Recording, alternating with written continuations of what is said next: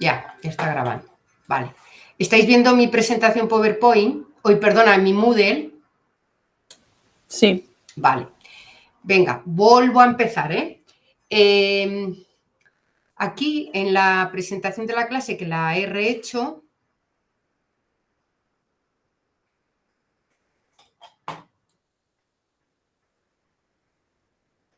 vale. Hablo de que las clases son 3 clases y entonces dentro de la primera clase, lo que habíamos hablado el primer día, de lo que se va a hablar son de modelos de la psicología del envejecimiento.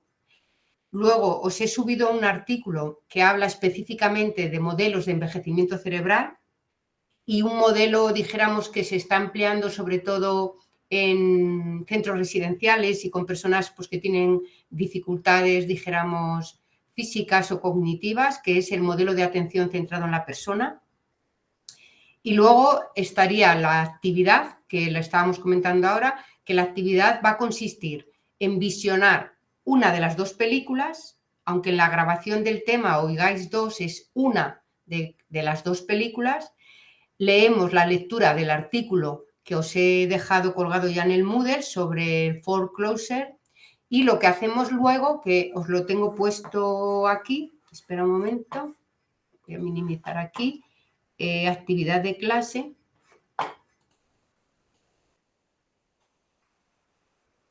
Vale. ¿Lo veis el PowerPoint? Uy, perdón, el Word. Si no, lo veis. Sí. ¿Estáis viendo? Vale. Sí. Entonces, aquí están las 2 películas que hemos dicho, ¿vale? En este enlace estarían las 2 películas, pero si no, como os he ya compartido un enlace anterior, por si acaso usáis el que os compartí.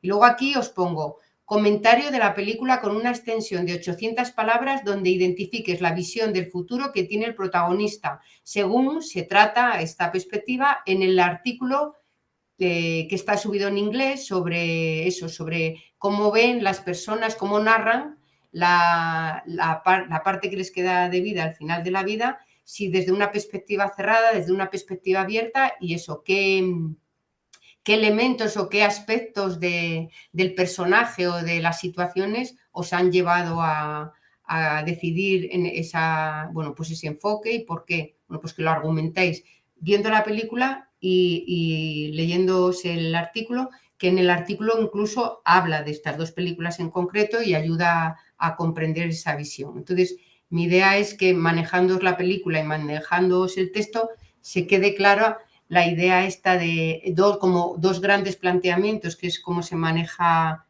pues cuando se diseñan programas de intervención para mayores, pues evaluar o ver cuál de las 2 visiones es por la que optan las personas a lo mejor con las que estéis trabajando y además estas películas os pueden servir de material, ¿vale? Entonces esta es la actividad 1. Y os decía el otro día que aquí, este PowerPoint que hay aquí, se corresponde con la grabación que hay de la clase. A ver si me lo deja abrir. A ver. Vale. Se corresponde con la grabación de la clase, entonces, bueno, pues lo que os decía el otro día, lo que hace es hablar de autores de referencia para el estudio del envejecimiento. Unos son más optimistas, otros son pues, más pesimistas. En concreto, Sayed lo que plantea en su modelo teórico es que cuando tú haces un seguimiento, un estudio de seguimiento a una persona, a la misma persona en el largo plazo, frente a si tú coges personas de diferentes grupos de edad y comparas, pues yo qué sé, voy a mirar cómo es su memoria visual y haces el seguimiento de una persona a lo largo del tiempo sobre cómo evoluciona su memoria visual y coges a grupos de personas de distintas edades para ver cómo evoluciona la memoria, lo que se observa es que cuando se hace el seguimiento a una misma persona, el deterioro es menor que cuando comparas gente de diferentes edades para ver cómo evoluciona la memoria en el tiempo. Entonces, de alguna manera, este autor lo que propuse o lo que propone es que son más fiables y son más, pues tienen más valor, tienen mucho más peso los estudios longitudinales que los estudios transversales, que se adecuan mucho mejor realmente a las características de los sujetos en estudio, ¿no? A ver, lo ideal es que haya de los dos, que se cojan gentes que nazcan en diferentes momentos generacionales y así se controla también el efecto de cohorte, es decir, que a nivel generacional, pues por poneros el ejemplo, de la gente que nace con las tecnologías a la gente que se ha tenido que adaptar o la gente que es que no le ha hecho falta, ¿no? Esa variable, estaros seguros de que va a tener peso. Vale, pues si coges un criterio generacional y además estudias a esas generaciones en el tiempo, pues miel sobre hojuelas, porque lo que tienes es un estudio longitudinal y un estudio transversal y eso es, bueno, pues el diseño perfecto para estudiar investigación en envejecimiento. Luego está Baltes, que Baltes es un autor de referencia para plantear una perspectiva optimista del envejecimiento y también una perspectiva de adaptación, pues cuando se sufre pues algún tipo de deterioro o algún tipo de pérdida en el tiempo, bueno, pues él apuesta por cómo optimizar para que pueda seguir llevando una vida funcional, una vida independiente, cómo lleva, pues explica un proceso de cómo puedes llevar a cabo esa adaptación. Luego está Carstensen, que está mucho más centrada, porque Baltes y Sayed están más en la parte cognitiva del desarrollo y Carstensen está más centrada en las emociones. Entonces Carstensen plantea que con la edad tenemos mucha más capacidad de identificar emociones, de regular las emociones y que en otros momentos de la edad, pero también lo que también pues los críticos le hacen a la teoría de Carstensen es que, vale, una cosa es que tú tengas por la edad una mejor disposición y mejor inteligencia a nivel emocional y otra cosa eso es que se dé, es decir, que tú puedas tener una predisposición a que eso sea así, a que se dé, pues está la distancia, es el esfuerzo que haga esa persona por seguir creciendo y por seguirse desarrollando. O sea, no va a ser por generación espontánea que el hecho de que con la vejez haya un optimismo sobre que la parte más emocional puede seguir creciendo, puede seguir evolucionando, por arte de magia eso vaya a ser. ¿Vale? Eso es una de las críticas que le hacen a su teoría, que está bien eso, pero que tienes que hacer el esfuerzo de hacerlo, claro. Lo que hace luego aquí, pues eso es explicaros, bueno, habla antes también de las influencias normativas, que son las que se supone que ocurren con la edad, que sobre todo marcan mucho las primeras etapas de la vida, y luego a la medida que va uno creciendo, pues es más influyente, dijéramos, las no normativas, que son las que tú puedes padecer en tu vida, y bueno, pues nos va haciendo un recorrido de estas características normativas y no normativas en las diferentes etapas de la vida. Nos habla de las estrategias de adaptación y va desarrollando las teorías. Viene un ejemplo, por ejemplo, aquí de la de Baltes, para comprender bien en qué consiste y cómo propone esa adaptación en su teoría en la vejez. Aquí habla de bueno, pues cómo va a haber una primacía emocional en la vejez, o sea, los criterios que van a primar es sobre todo emocionales sobre los cognitivos, esto es, si tienes la oportunidad de matricularte o leer un libro fantástico y tienes un tiempo para dedicar a personas de tu entorno y te queda muy poco de vida, pues bueno, hay muchos estudios que ponen de manifiesto que hay una predilección por pasar el tiempo con personas con las que se sienten bien, con las personas, dijéramos, de referencia, frente a empeñarse o emprender proyectos más que tengan que ver con metas cognitivas, etcétera, etcétera, que eso es más en el campo de los jóvenes. Y luego hay pues, alguna investigación que pone de manifiesto esto, algunos ejemplos y ejercicios resueltos para que podáis entender bien pues, estos modelos teóricos de psicología del envejecimiento. Y eso es lo que está explicándose en la grabación todo el tiempo. Después, aquí está el texto que os estoy comentando para hacer la práctica, que es el visionado de las películas, que además hace, como digo, referencia. Y aquí hay, pues, a mí me gusta mucho este artículo porque está muy bien explicado los diferentes modelos de envejecimiento cerebral. Bueno, aquí en el resumen os los habla Harold, Pasha, Crunch, Elsa.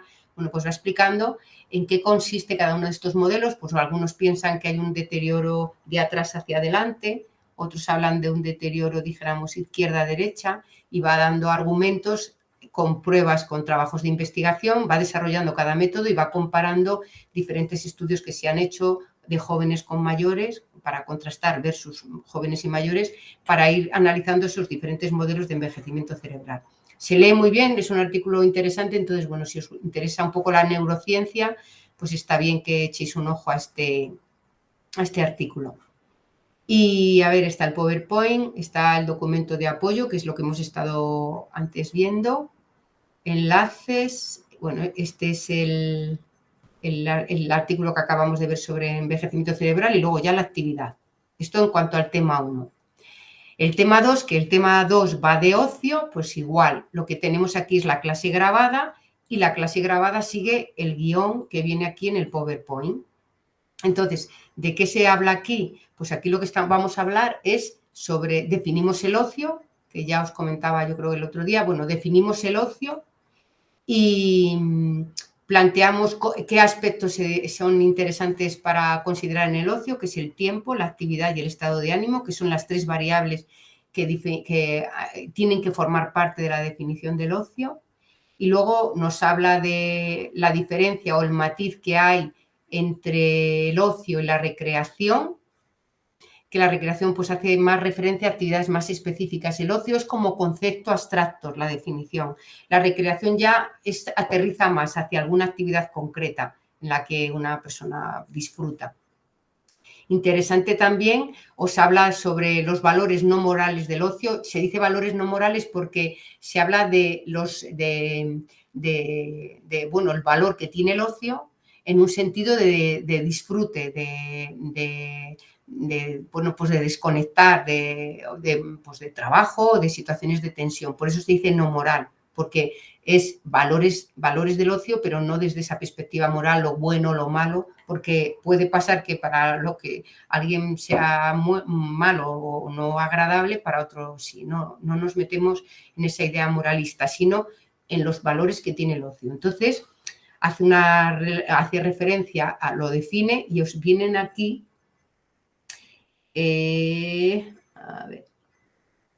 a ver si lo encuentro. Sí, aquí empieza ya a hablar de la evaluación del ocio y aquí lo que hace es, que luego estaba en español también, bueno, y aquí os habla de los valores competitivos, educativos, valor fisiológico, valor social, valor de relajación, valor de estética. Estos son, cuando hablamos de valores del ocio nos estamos refiriendo a eso. Y os hablo de un test que se suele aplicar pues para conocer cuáles son los valores del ocio de las personas con las que a lo mejor tenéis que desarrollar algún tipo de programa o actividad, pues porque eso facilitaría cuando se plantean actividades orientarlas hacia cuáles son los intereses que tenemos a las personas delante y no practicar actividades por inercia o por costumbre o porque es lo que normalmente es lo que la gente hace. Y bueno, es un test que es sencillo, pero que da mucha información y ayuda a planificar actividades que puedan ser de su interés. Entonces, eso es de lo que va el tema del ocio. Aquí está el PowerPoint que explica, como os decía, la clase. Luego aquí hay un documento de apoyo. Es un documento de donde está inspirado la presentación del tema. Entonces, bueno, pues si a alguien le interesa este tema y quiere profundizar, este documento a mí me encanta, está fenomenal. Y además es en el que yo me he inspirado para presentaros todo este contenido.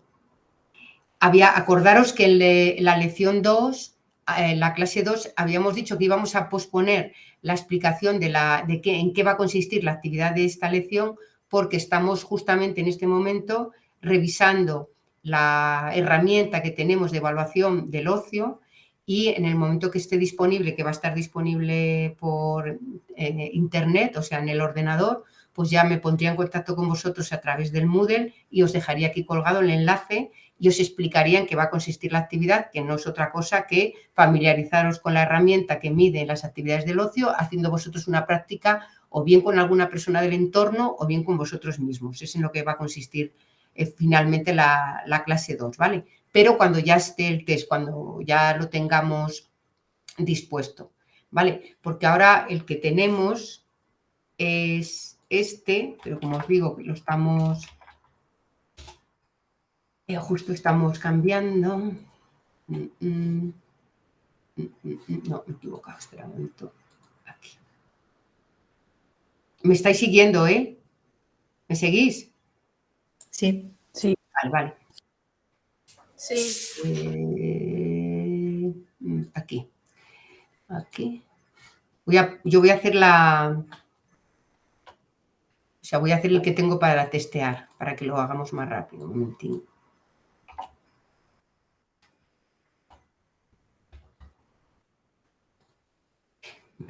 Mirad, ahora el que tenemos es este, pero que como os digo, lo estamos arreglando. Entonces ahora tenemos este reloj y que clicando en cada hora, pues se van cumplimentando las cosas que uno hace.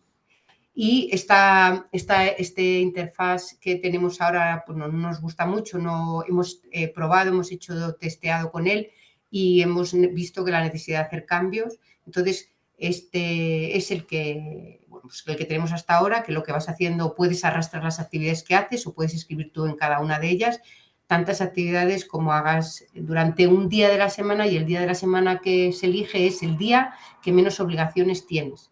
Dentro de las obligaciones que tengas durante la semana, elegimos que no valen sábados y domingos, o sea, se quitan sábados y domingos y de lunes a viernes elijo el día que más tiempo tengo para que yo pueda controlar lo que quiero hacer en el tiempo libre. ¿Vale? Esa es la instrucción. Pero, como os digo, esto es lo que estamos ahora cambiando y de momento la actividad 2 no os la presento. Nos vamos luego a la lección 3, que es la última. Entonces, lo mismo aquí, lo que tenemos es el enlace a la grabación del tema. Aquí está el documento de apoyo que sigo en la explicación, que lo vais a ver. Yo lo que estoy es hablando en la grabación y voy pasando por este documento que está muy bien explicado también. Entonces, este documento lo que hace es explicar los fundamentos cognitivos de la funcionalidad en la vida ordinaria, es decir, qué procesos cognitivos intervienen en que yo pueda ir a comprar, en pagar en el supermercado, en planificar actividades instrumentales, también hacer actividades básicas. Entonces, aquí lo que nos hace es explicar, nos da un repaso de los modelos psicológicos que están detrás del fundamento de la funcionalidad en la vida diaria. Entonces, lo que hace es hablarnos de la importancia que tiene el detectar unos determinados tipos de error para identificar si la alteración en la funcionalidad de la persona puede estar debida a trastornos de memoria o pueda estar debida a alteración en la función ejecutiva. El detectar deterioro a nivel ejecutivo, es decir, con procesos atencionales, por ejemplo, con la elaboración de la planificación de secuencias de tareas, pero planificación hablo, no memorizarlas. Es interesante porque las alteraciones en la función ejecutiva son, dijéramos, más tempranas, es decir, cuando tú ves a una persona que tiene deterioro con la memoria, estamos ya demasiado tarde, por decirlo de alguna manera, pero si detectamos alteraciones dentro de la función ejecutiva, que está muy relacionado con procesos atencionales, eso, como os decía, planificación en la resolución de un problema o de un conflicto, si detectamos ahí errores, dijéramos, la intervención es como si fuera más temprana, más preventiva. Entonces, nos habla de los diferentes errores, nos los define y luego lo que hace el documento es ir explicando cada uno de los elementos. Espera, que es que hay un esquema aquí. Va explicando cómo el conocimiento de objetos, la recuperación de acciones, cuando tú tienes que improvisar una tarea y, bueno, pues cómo se recupera vamos a decir, ese kit que se compone de una secuencia de manera automática, y luego la recuperación de un esquema, en vez de lo que es el bloque de una tarea automática, ir dijéramos, pasando por una secuencia de pasos. Y luego estarían las actividades que están más relacionadas con la función ejecutiva, el control ejecutivo, el mantenimiento del esquema, que suelen llamarlo online. Es decir, un ejemplo así muy sencillo, así que es muy gráfico, es, por ejemplo, si yo te digo 7, 8, 5, 6, 4 y te pido que lo repitas, diríamos, sería una tarea típica de memoria de repetición y tal. Pero si yo ahora te digo, vale, ahora dime esa serie de números que te he dado, dímela al revés. se le llama mantenimiento del esquema o tarea online, porque tú tienes que fijar la lista de números que yo te doy y operar sobre ello, porque lo que vas a hacer es tener números que decir al revés de cómo los has escuchado. Eso sería un ejemplo de mantenimiento de esquema de una tarea. La inhibición, es decir, la capacidad que uno tiene voluntaria de inhibir algo que es muy fácil que se active en una situación, pues por asociación o por hábito, etcétera. Y la detección de que tú te detectes errores y te los corrijas. Siempre que hablamos de control ejecutivo, hablamos de darnos cuenta. Y cuando hablamos de memoria, pues no necesariamente. Puede estar más relacionado con actividades automáticas. Entonces, lo que hace luego el resto del tema es ir hablando de cada uno de estas tareas típicas de la memoria y típicas de la ejecución, va explicando cada una de ellas y cómo se detectan los errores de cada una de estas tareas. Entonces, dado que tiene mucha relevancia en la vida funcional y en los instrumentos de evaluación funcionales, pues se ha puesto en evidencia la importancia que tiene la detección de errores y también la detección de microerrores. La diferencia que hay entre detección de errores y detección de microerrores es que los microerrores es aquellos que te das cuenta por el camino, o sea, no llegas a finalizar el error porque antes te has corregido. O son acciones, por ejemplo, como una tendencia a coger o hacer algo que no corresponde, es decir, que son como gestos intencionales que no van a ningún sitio, o pues que estás pendiente, yo qué sé, de que salga un café y mientras sale el café te pones a realizar otra tarea que no tiene que ver con la que estás. Y a eso se está un poco refiriendo el tema de los microerrores. Son errores que en principio no alteran la funcionalidad de la vida diaria, pero son, dijéramos, comportamientos o conductas que se acompañan en una actividad en la que estás que no pintan nada, ¿no? Entonces, bueno, lo que han observado algunos investigadores es que si nos detectamos esos microerrores y los advertimos, nos los corregimos, pues hacemos como una prevención de errores, que ya cuando cometemos errores sí que ya hay claramente pues cierto deterioro, ¿de acuerdo? Entonces, los errores nos van a informar de que ya estamos dentro del deterioro, que pueda ser recuperable probablemente, pero ya estaríamos hablando de algún tipo de deterioro a nivel de memoria, a nivel atencional, a nivel de planificación, etcétera. Entonces, lo que luego os he puesto en esta carpeta, hay bueno, pues un capítulo que habla sobre cómo evaluar los errores en tareas. El ejemplo que yo os he puesto aquí es un ejemplo de casos de errores, que son estos. Se va describiendo cada uno de los casos, nos va describiendo cómo se pueden evaluar errores, o sea, cómo plantear una evaluación de errores. Y aquí viene un ejemplo de cómo se presentarían las tareas y cómo, o sea, tú te puedes confeccionar tu propio test de errores para con las personas que estás trabajando, inspirándote en por ejemplo, en este documento que te da una guía de cómo hacerlo, o bien lo que puedes hacer es, espera que busco donde estoy, o lo que puedes hacer es directamente aplicar herramientas de evaluación como es el test del NAT,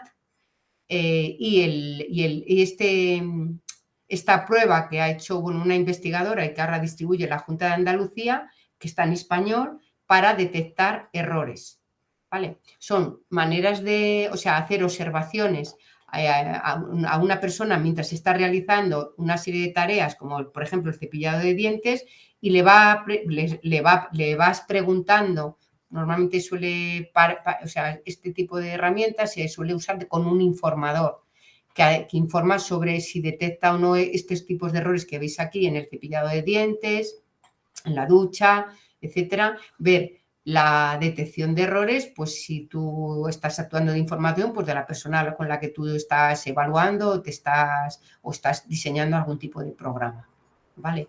Y luego está el NAT, que el NAT es el primer instrumento de evaluación que se diseñó para medir funcionalidad, y lo que hace es, pues propone tareas, 3 tareas, a ver, me parece que están un poco más abajo, está en inglés, a ver, aquí te explica las tareas que proponen al sujeto para poder observar o detectar qué tipo de errores está cometiendo cuando está desarrollando estas tareas. Y aquí, creo recordar, no, esta está en español, puede que esté aquí. Vale, ahí está. Vale. Aquí lo que hace es hablar de los típicos errores que puede estar cometiendo el sujeto sobre las tareas, las 3 tareas que se le encomiendan en base a lo que plantea el NAT. O sea, lo que haces luego tú es clasificar en base a la tarea que has observado que ha realizado el sujeto, qué tipo de errores ha cometido y para qué serviría eso, pues para diseñar intervención a partir de ahí y trabajar la toma de conciencia, dijéramos, de esos errores. Y, a ver, un momento. Aquí hay una tabla con los errores definidos, o sea, los tipos de errores, los tipos de microerrores, la definición de cada uno de ellos y un ejemplo. Y esto pues ayuda a darte cuenta cuando tú quieres ir a observar que una persona esté realizando una tarea concreta, pues cómo puedes tú valerte para ir identificando algún tipo de error. Pues lo ideal sería que esta tabla la tuvieras delante para poder ir marcando los errores que vas identificando que tiene el sujeto. ¿Y por qué me paro tanto aquí? Pues me paro tanto aquí porque ya como os imaginaréis, la tarea que yo propongo para esta tercera clase es la siguiente, que va a consistir en que vosotras y vosotros podéis elegir una actividad básica, instrumental, cognitiva, física o social. Una actividad concreta. En lo que yo os presento, prácticamente todas están dirigidas a actividades básicas o instrumentales, ¿vale? Pero yo lo que os propongo es que podéis elegirla incluso cognitiva. ¿A qué me refiero yo? Pues, por ejemplo, podríais elegir, pues, observar cómo una persona de vuestro entorno hace un tangram. Si la persona no sabe hacer el tangram, pues claro, primero le enseñas, ¿no? Ahí le vas a enseñar una secuencia y luego ella va a reproducir esa tarea. Un tangram, una sopa de letras, es decir, cualquier actividad intelectual, pues esa persona tiene que verbalizar la secuencia que realiza para realizar la tarea y tú puedas detectar si en el proceso pues va para atrás, vuelve, lo hace de manera secuencial, omite algún paso, vuelve, repite mucho un paso. Todos esos tipos de errores, pues está documentado en los apuntes y en la grabación que yo os he pasado, qué puede estar pasando por detrás. Es decir, qué pasa cuando una persona está reiterando continuamente un paso y no sale de ahí. O qué pasa si va y vuelve porque se ha saltado el paso. Es decir, el observar cómo se está comportando, primero ayuda a la persona a corregirse o a entrenar ese tipo de errores, enseñándole pues a planificar secuencias. Y ese es el objeto que tiene. ¿Puedes elegir la física? Pues una actividad concreta, pues desde un baile que puedas, pues si no sabe enseñarle tú o que ya una actividad que sepa, es decir, podemos hacerla con una actividad hábito o con una actividad que no sabe, que claro, previamente le tendrás que enseñar. Como os decía, física puedes elegir desde un ejercicio específico que se componga de una serie de pasos a, pues eso, a unos pasos de un baile. Y social se refiere, pues, por ejemplo, saberse manejar en protocolos de saludo y de despedida. Pues saber cómo resuelve o cómo realiza ese tipo de secuencias. Pues como si lo hace de manera fluida, si lo entorpece cuando lo está realizando, etcétera. ¿Vale? Entonces elegís una de ellas y lo que hacéis es lo que os pone aquí, ¿no? Elaborar una plantilla que ya la tenéis colgada como habéis visto, yo os he cogido una plantilla y os he definido los errores y los microerrores que tendríais que registrar. Entonces es simplemente cogeros esa plantilla igual, borramos toda la definición que hay, los ejemplos y ya tienes ahí pues una plantilla en Word que puedes tener delante para observar a la persona que está realizando la tarea.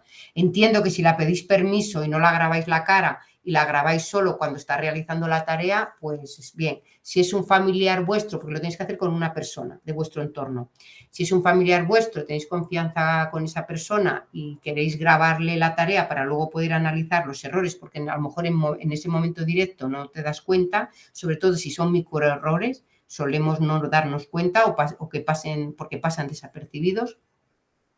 Y luego lo que hacéis es, pues eso, ya elegís un sujeto y lo que hacéis es esa tarea que habéis elegido, que es la que le vais a evaluar, pues la tenéis que hacer en estas cuatro diferentes fases. Primero le presentas la tarea objetivo, justo solo con los objetos que necesita. Yo qué sé, si va a hacer una sopa de letras, pues necesitará la sopa de letras, necesitará un lapicero y una goma probablemente, ¿no? Luego te dice, venga, pues ahora la siguiente vez es que le presentes la tarea con algún objeto que tenga relación con los objetos con los que está alrededor, pero que no forme parte esencial de la tarea. Pues yo qué sé, le podrías tener puesto ahí, ¿qué te diría yo? Un estuche de pinturas, por ejemplo. Entonces eso, estas tareas que os estoy yo aquí explicando cómo lo tenéis que hacer, antes si os habéis mirado esto,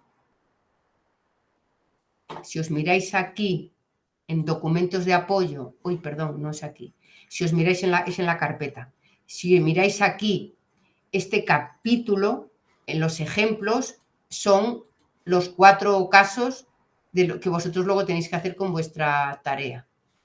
Espera, que voy a ir más abajo porque están aquí. Mira, aquí estáis la plantilla, incluso podéis usar esta tarea, ¿vale? O sea, perdón, esta plantilla para hacer la tarea. ¿Veis? Aquí está lo que yo os estoy pidiendo para el ejercicio es algo así, como está aquí. Yo lo he hecho con un ejemplo, con una tarea de la vida diaria. O sea, perdona, con una tarea, pues dijéramos instrumental, que es hacer y cocinar una tarta de requesón.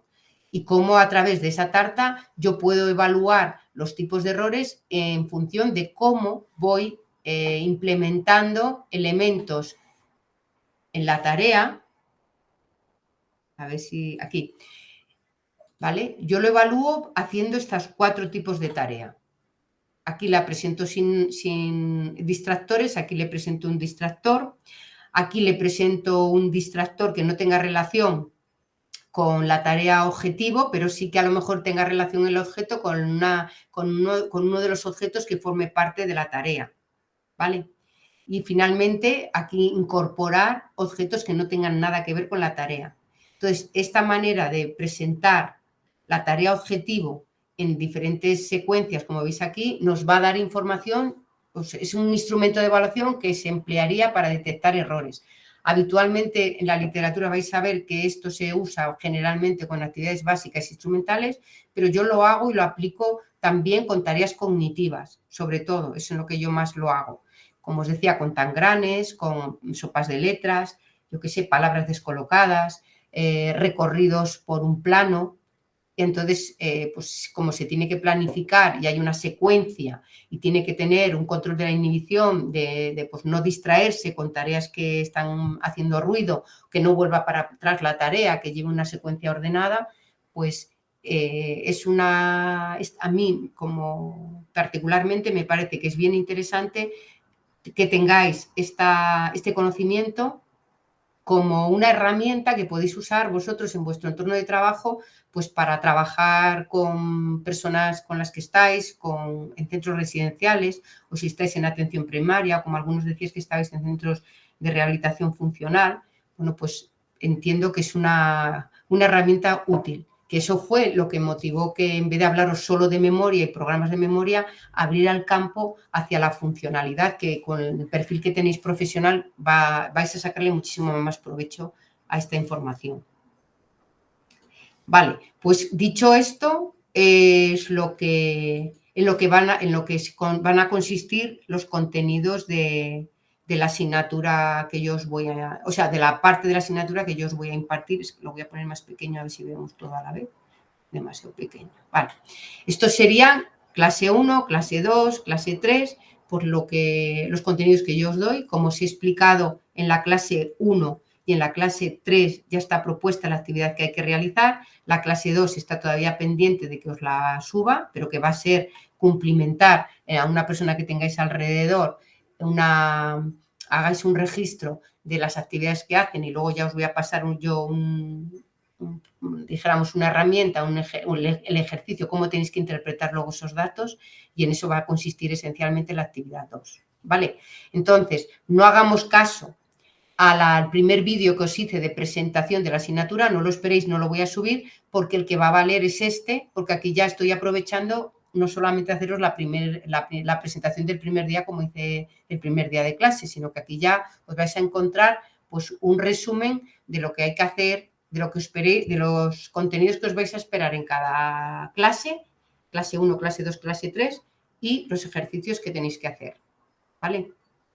Paro de grabar para que así no hagamos ruido con otros comentarios que a lo mejor no tengan que ver. Vale, en el momento que se me genere